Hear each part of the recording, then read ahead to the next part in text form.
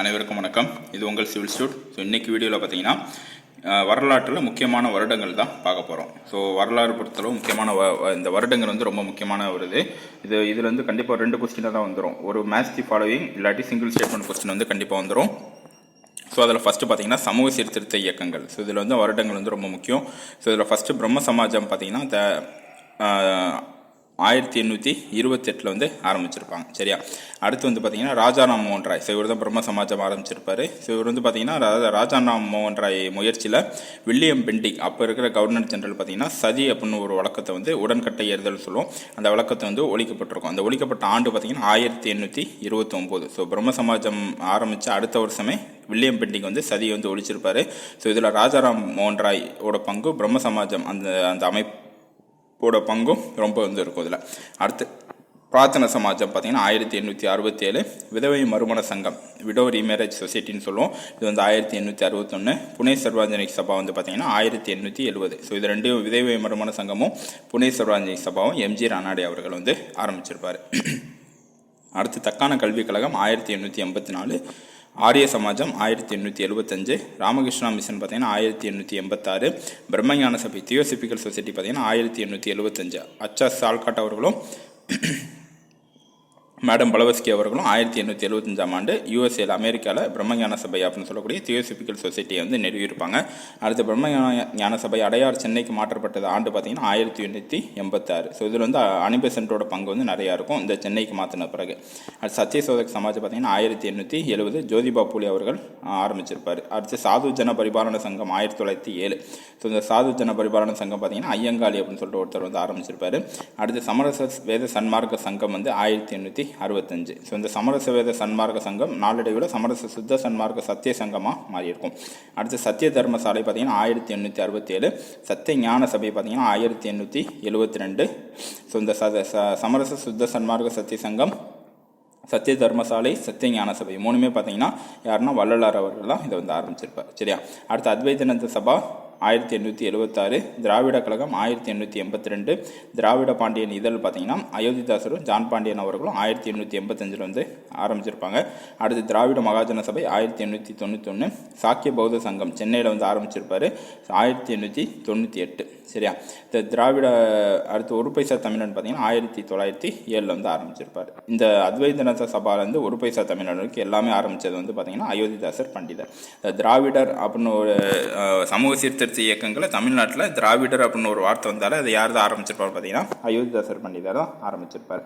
So உங்களுக்கு கேட்கலாம், அந்த திராவிட கழகம் திராவிட பாண்டியன் இதழ்னா கொடுத்து இதை வந்து காலவரிசைப்படி அரேஞ்ச் பண்ண சொல்லலாம். ஸோ அதனால் இந்த ஏர்னா ரொம்ப முக்கியம். ஸோ ஏரை பொறுத்தளவு எப்படி வேணால் கேட்கலாம் கொஸ்டின் உங்களுக்கு. சரியா. அடுத்து ஆங்கிலேய ஆட்சிக்கு எதிராக தமிழகத்தில் நிகழ்ந்த தொடக்க கால கிளர்ச்சிகள். ஸோ இதில் வந்து புலித்தேவர், ஸோ கட்டபொம்மன் இவங்களோட பங்கு வந்து நிறையா இருக்கும். ஸோ அதில் வந்து முக்கியமான வருடங்கள் தான் இதில் பார்க்க போகிறோம். தமிழ்நாட்டில் பாளையக்காரன் முறை நடைமுறைக்கு வந்த ஆண்டு பார்த்திங்கன்னா 1529. புலித்தேவர் தூக்கிலிடப்பட்ட ஆண்டு பார்த்திங்கன்னா 1767. அடுத்து கட்டபொம்மன் தூக்கிலிடப்பட்ட ஆண்டு 17 அக்டோபர் 1799. ஸோ இது எல்லாமே முக்கிய தூக்கிலிடப்பட்ட ஆண்டு எல்லாமே கேட்பாங்க அடிக்கடி.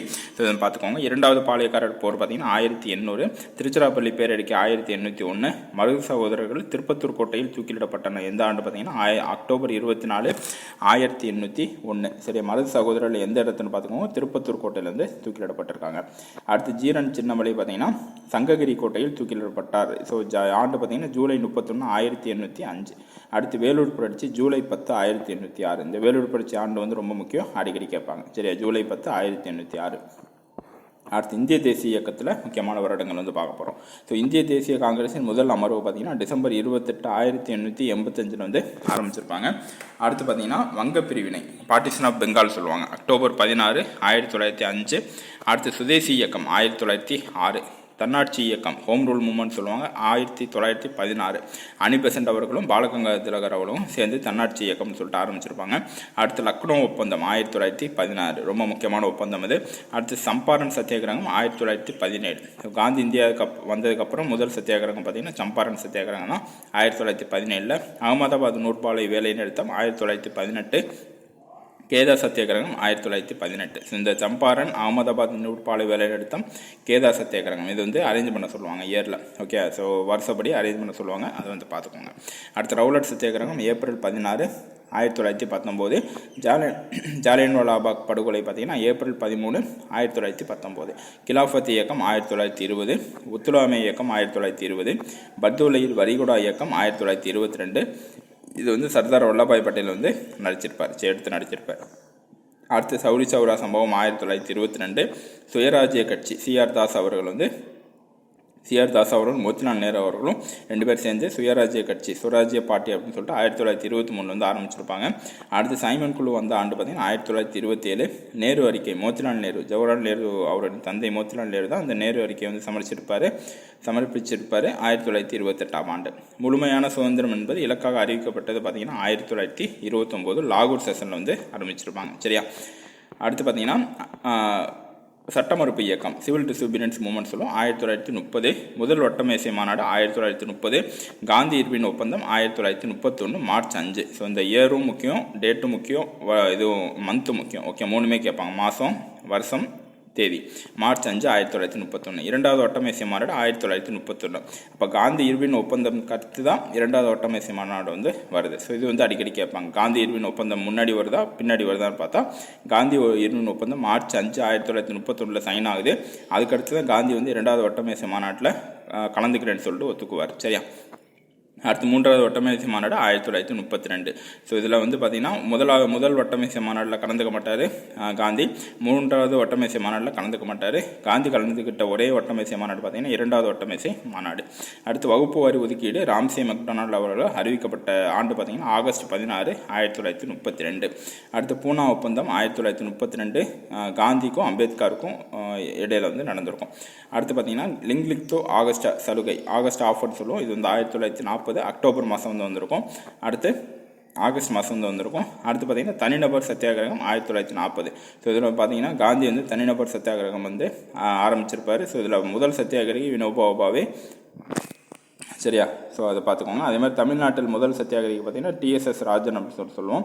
கிரிப்ஸ் தூதுக்குழு பார்த்திங்கன்னா 1942 வெள்ளையனே வெளியேறு தீர்மானம் குவிட் இந்தியா மூமெண்ட் ரெசல்யூஷன் சொல்லுவோம் ஆகஸ்ட் 8, 1942. ராயல் இந்திய கடற்படை கிளர்ச்சி ராயல் இந்தியன் நேவி ரிவோல்ட் அப்படின்னு சொல்லுவோம் 1946. வேவல் திட்டம் 1945. அமைச்சரவை தூதுக்குழு பார்த்திங்கன்னா 1946. கேபினட் மிஷன் அப்படின்னு சொல்லுவோம். நேரடி நடவடிக்கை நாள் டைரக்ட் ஆக்ஷன் டே வந்து சொல்லுவோம் ஆகஸ்ட் 16, 1946. ஜவஹர்லால் நேரு தலைமையில் இடைக்கால அரசு இன்டரிம் கவர்மெண்ட் அப்படின்னு சொல்லுவோம் ஜவஹர்லால் நேரு தலைமையில் 1946ஆம் ஆண்டு ஃபார்ம் பண்ணாங்க. மவுண்ட் பேட்டன் திட்டம் மவுண்ட் பேட்டன் பிளான் பார்த்தீங்கன்னா ஜூன் 3, 1947. ஸோ இதுதான் இந்த இந்திய தேசிய இயக்கத்தில் முக்கியமான வருடங்கள். இது வந்து எப்படி கேட்கலான்னு கண்டிப்பாக ஒரு அரேஞ்ச் தி ஃபாலோயிங். ஓகே, அந்த ஈவெண்ட் வந்து என்ன சொல்லுவாங்க, அரேஞ்ச் பண்ண சொல்லுவாங்க. ஸோ வருஷ பிரகாரம் அரேஞ்ச் பண்ண சொல்லுவாங்க. அதுலேருந்து கண்டிப்பாக ஒரு கொஸ்டின் வந்து இந்த இந்திய தேசிய இயக்கத்தில் கண்டிப்பாக வந்து வந்துடும். சரியா, அடுத்து தமிழ்நாட்டில் விடுதலை போராட்டம் இதில் முக்கியமான வருஷம் வந்து பார்க்க போகிறோம். சென்னை வாசிகள் சங்கம். ஸோ இதில் வந்து கண்டிப்பாக கொஸ்டின் வந்து வந்துடும். சென்னை வாசிகள் சங்கம் 1852. மெட்ராஸ் மகாஜன சபை வந்து 1884. கோரல் நூற்பாலை போராட்டம் வஉசி அவர்கள் எடுத்து நடத்துனது 1908. பாரத மாதா சங்கம் 1904 நீலகண்ட பிரம்மசாரி வந்து ஃபவுண்ட் பண்ணியிருப்பார். வாஞ்சிநாதன் ஆசை சுட்டு கொன்றது பார்த்திங்கன்னா ஜூன் 17, 1911. சென்னை திராவிட கழகம் பார்த்திங்கன்னா 1912. தென்னிந்திய நல உரிமை சங்கம் நவம்பர் 20, 1916. தமிழ்நாட்டு கிலாஃபத் நாள் பார்த்திங்கன்னா ஏப்ரல் 17, 1920. நீர் சிலை அகற்றும் சத்தியாகிரகம் பார்த்திங்கன்னா 1927. வேதாரண்ய உப்பு சத்தியாகிரகம் பார்த்திங்கன்னா ஏப்ரல் 13 to 28, 1930. சரி, வேதாரண்யம் உப்பு சத்தியாகிரகம் இங்கே தமிழ்நாட்டில் ராஜகோபாலாச்சாரி வந்து எடுத்து நடத்தியிருப்பார். எப்படி காந்தி வந்து அங்கே தந்தி உப்பு சத்தியாகிரகம் வந்து எடுத்து நடத்தினாரோ அதே மாதிரி இங்கே வேதாரண்யம் திருச்சி டு வேதாரண்யம் வந்து ஏப்ரல் 13 to 28, 1930 ஏப்ரல் 13 to 28 வரைக்கும் என்ன பண்ணியிருப்பார், ராஜகோபாலாச்சாரி வந்து இந்த திருச்சி டு வேதாரண்யத்துக்கு நடந்து போய் உப்பு சத்தியாகிரகம் வந்து பண்ணியிருப்பார். அடுத்து ஆரியா என அழைக்கப்பட்ட பாஷ்யம் புனித ஜார்ஜ் கோட்டையில் உச்சியில் தேசிய கொடியை ஏற்றிய நாள் பார்த்தீங்கன்னா ஜனவரி 26, 1932. அடுத்து திருப்பூர் குமரன் இறந்த ஆண்டு பார்த்தீங்கன்னா ஜனவரி 11, 1932. திருப்பூர் குமரன் இறந்த ஆண்டு வந்து பார்த்தீங்கன்னா அடிக்கடி கேட்பாங்க. ஸோ இது வந்து பார்த்துக்கோங்க. அவ்வளோதான் ஃப்ரெண்ட்ஸ். ஸோ வரலாறில் முக்கியமான வருடங்கள் வந்து பார்த்தோம். ஸோ இது வந்து கண்டிப்பாக கொஸ்டின் வந்து உங்களுக்கு வரும். ஸோ குரூப் 4, குரூப் 1, குரூப் 2 எல்லா எக்ஸாம்லேயும் இதில் வந்து கண்டிப்பாக ஒரு கொஸ்டின் வந்து வந்துடும். குரூப் 1ல் பார்த்தீங்கன்னா 2 to 3 கொஸ்டின் கிட்ட இந்த வருடங்கள் பேஸ் பண்ணி வரும். ஸோ அதனால் குரூப் 4லேயும் ஒரு 2 கொஸ்டின் கிட்ட வரலாம் உங்களுக்கு. ஸோ அதனால் இந்த வீடியோ வந்து ஃபுல்லாக பார்த்துருங்க, ஸ்கிப் பண்ணிடாதீங்க. ஸோ இந்த வீடியோ பிடிச்ச லைக் பண்ணுங்கள், ஷேர் பண்ணுங்கள், ஃப்ரெண்ட்ஸுக்கு வந்து ஷேர் பண்ணுங்கள், சிவில் ஸ்டூட் சேனலை சப்ஸ்கிரைப் பண்ணுங்கள். Thank you friends.